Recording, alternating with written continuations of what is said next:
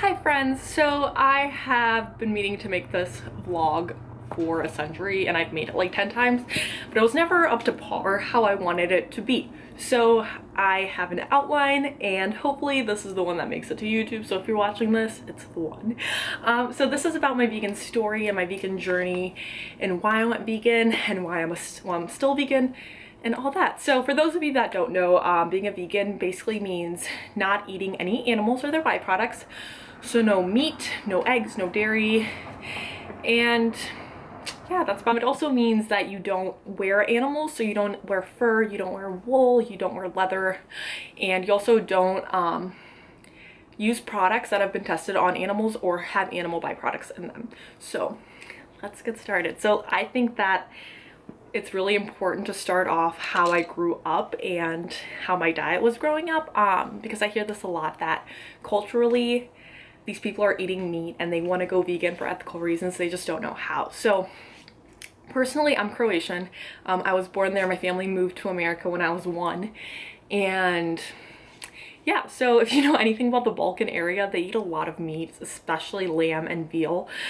So I grew up eating that. I mean, I never liked lamb because it's really dry, but I grew up eating red meat almost daily, especially veal or pork. And so I was having meat 3 times a day when I was younger and growing up. My mom, I remember when she would try to make me chicken, I would yell at her just because I hated chicken and I wanted to have red meat instead. So I was a little brat. Anyway, I was never open to the concept of veganism. I remember my mom told me one time that her friend was vegan and she like explained to me what it was. And I was like, oh my God, why would anyone want to do that? That's crazy. Like thinking it's like the weirdest concept in the whole world.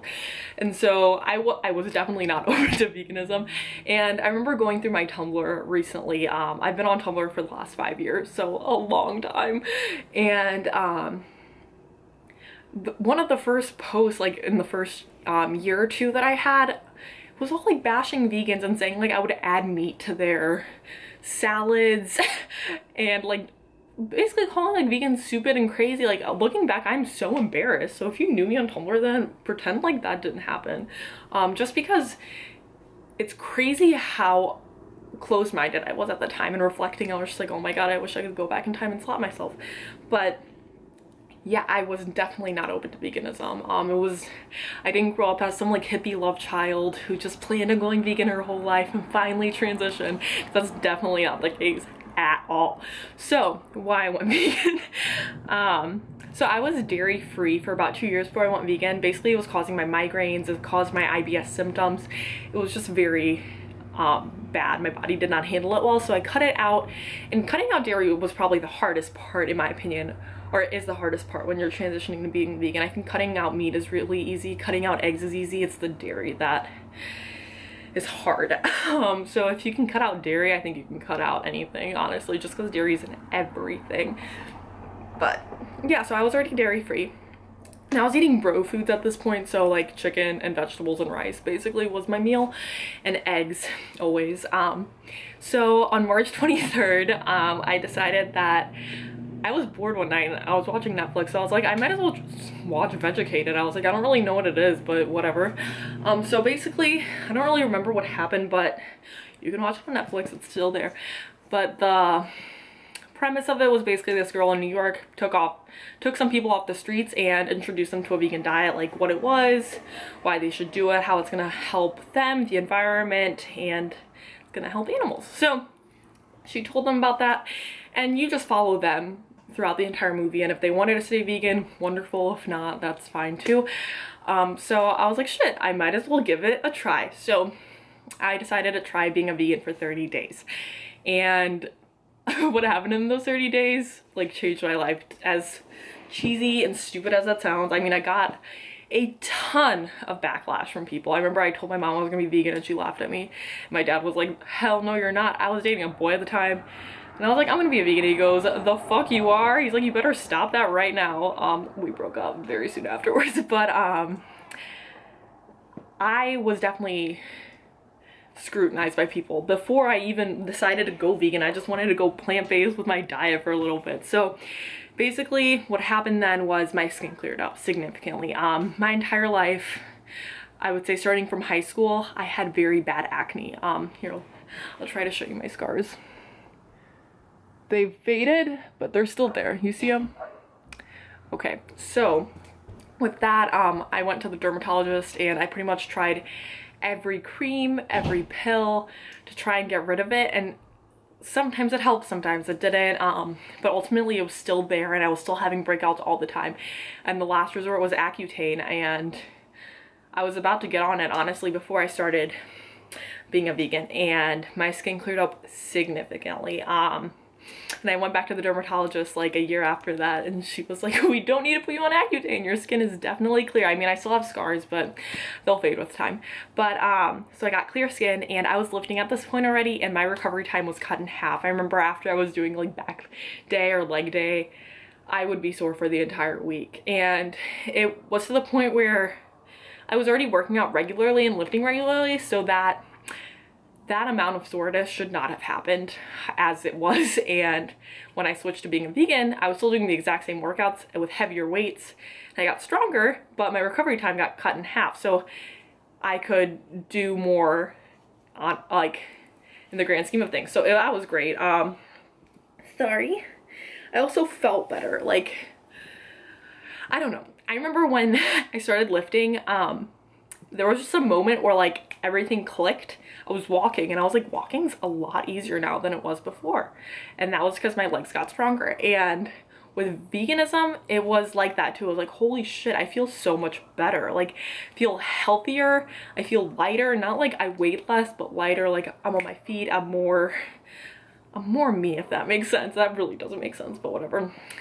I felt better. That's all that matters. And also for the first year that I was vegan, this doesn't pertain to my 30 days, but I didn't get sick once. And to me, that was astounding because I was getting sick at least once a month, if not twice a month, to the point where like I was missing a lot of school. So the fact that I didn't get sick once, I was like, holy shit, this is defo the diet for me. Whatever I'm doing right.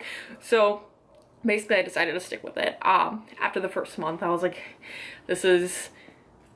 I'm doing very well with this and I feel amazing, and why would I go back to eating meat and eggs if I feel way better now? So I decided to stick with it, and I stuck with it for the health benefits at first, I will be honest. And then I was telling people on Twitter, and they were giving me all these different resources to learn more about veganism and the ethical side of it more, I would say. And I decided to watch Earthlings, and I sobbed, and it's still to this day the saddest, most gruesome movie I've ever seen. It's a documentary on YouTube. You can watch it for free. I won't really describe it, but it's really, really sad.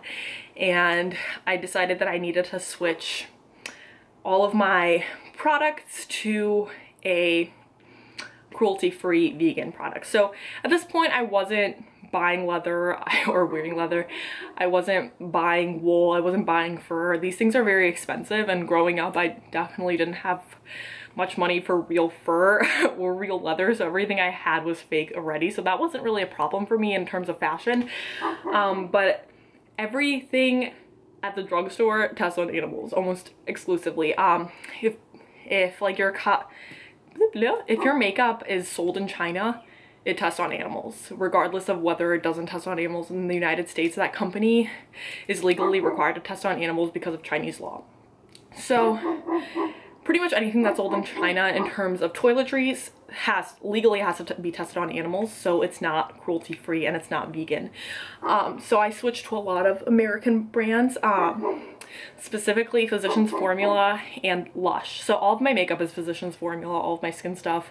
I also do a lot better with it because regular brands just like clogged me up anyway. So Physicians Formula for all of my makeup, and for all my toiletries I went to Lush. It was very expensive, but they last me a lot longer, so it ends up almost being the same in the end. And then ethically, I switched to an ethical vegan. I would definitely consider myself an ethical vegan at this point, and probably maybe 6 to 8 months into my vegan journey.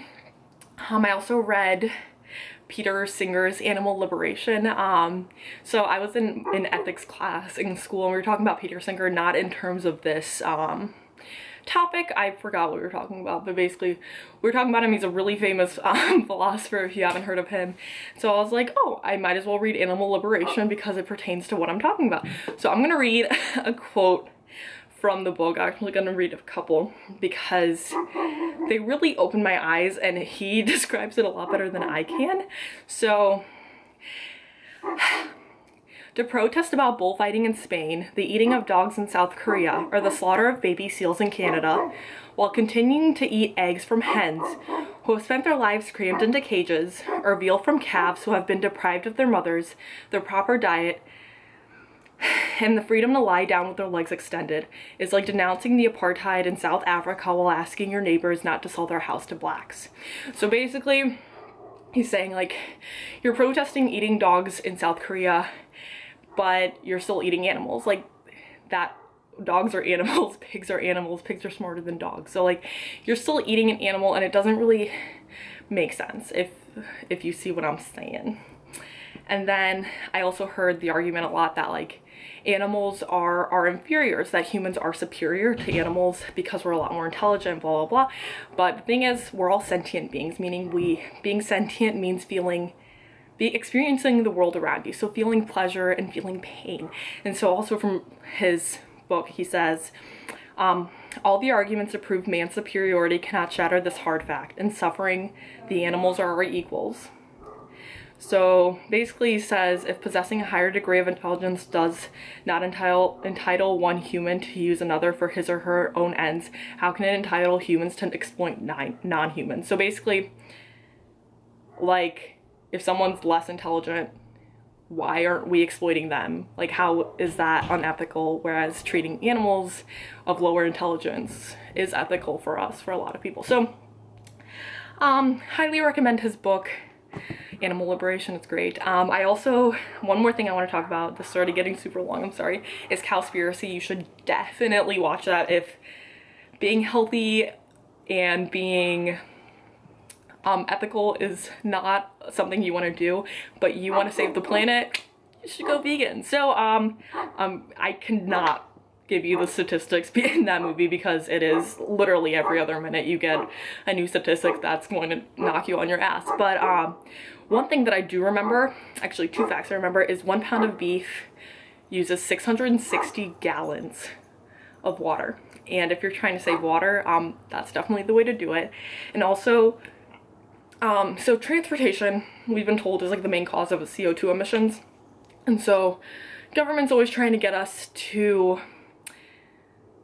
carpool and all these things to reduce CO2 emissions, which obviously we should be doing because it is a problem. But if you combine all of the transportation in the world into one statistic, so planes, cars, trucks, buses, planes, trains, I'm sure I've said all that again. So all of that combined is only responsible for 18% of CO2 emissions, whereas animal agriculture is responsible for 51% of it. So when we're being told to focus on one thing, which is 18%, and not even told that the 51% is as big of a problem as it is, that's when someone's making a lot of money and they want to hide it. So basically, I am done here. I will make a lot more vlogs in terms of vegan bodybuilding, building muscle while being a vegan, and I am here to tell you that it is 100% possible. I put on almost 30 pounds of muscle in about 2.5, I've been vegan for over 2.5 years, almost 3 years.